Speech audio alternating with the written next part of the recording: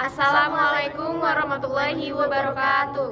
Kami dari kelompok 5 MB3A, saya Robatul Rawiyah, Saya Abdul Aziz Masyuri. Saya Fitri Maharani. akan mereview tentang makalah kami yang berjudul Pengertian dan Tujuan Filsafat. Selamat menyaksikan. Di sini saya akan menjelaskan materi pertama tentang pengertian dakwah. Dakwah berasal dari bahasa Arab yang artinya ajakan, undangan, ataupun panggilan.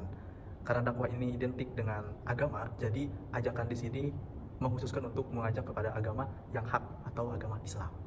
Adapun pengertian filsafat, adalah mother of science atau ilmu dari segala ilmu. Sebagian ahli berpendapat bahwa filsafat itu adalah ilmu yang mengakar, yang mendasar.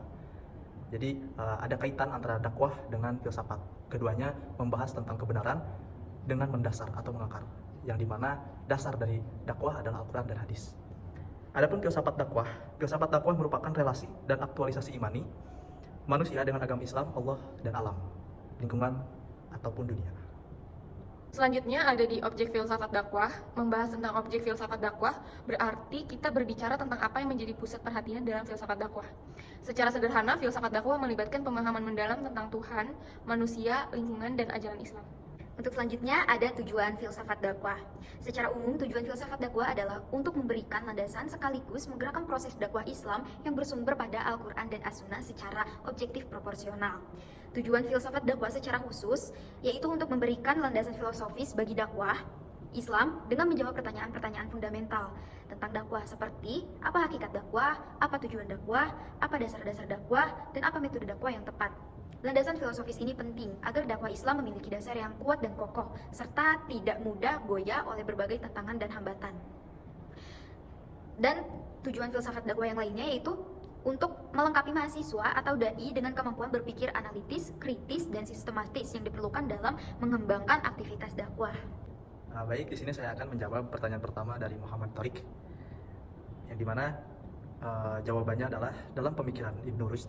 Beliau meyakinkan bahwa antara filsafat dan dakwah atau agama merupakan hal yang saling berkaitan, seperti yang sudah disampaikan di pembahasan pertama bahwa dakwah dengan filsafat itu berkaitan karena keduanya mengungkapkan dan menyampaikan hal-hal tentang kebenaran. Dan juga memang filsafat adalah ilmu yang mengakar. Jadi materi yang digarap oleh dakwah itu materi yang memang original, pasti, dan tidak diragukan. Apa itu? Yaitu Al-Quran dan hadis. Jadi kenapa filsafat disandingkan dengan dakwah? Ya karena memang keduanya berkaitan. Masing-masing keduanya mengungkapkan tentang kebenaran, apa yang benar dan apa yang hak. Pandangan tentang cara menyebarkan ajaran agama bisa beda-beda antar agama, gara-gara keyakinan, ajarannya, dan budaya masing-masing. Misalnya dalam Islam, cara kita memandang Tuhan, kayak konsep tauhid, itu bisa ngaruh ke cara kita ngajak orang lain untuk ikut ke agama kita. Ada yang pakai cara ngajak aktif, ada yang pakai cara yang lebih fokus dalam pendekatan. Contohnya kayak bergaul terlebih dahulu dengan orang itu.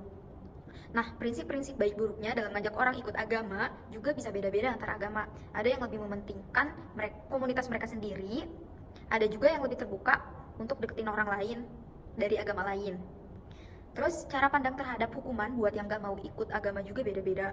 Jadi ngertiin perbedaan-perbedaan ini penting banget buat bikin dialog antar agama dan saling ngertiin lebih baik ke depannya, terutama di masyarakat yang beragam.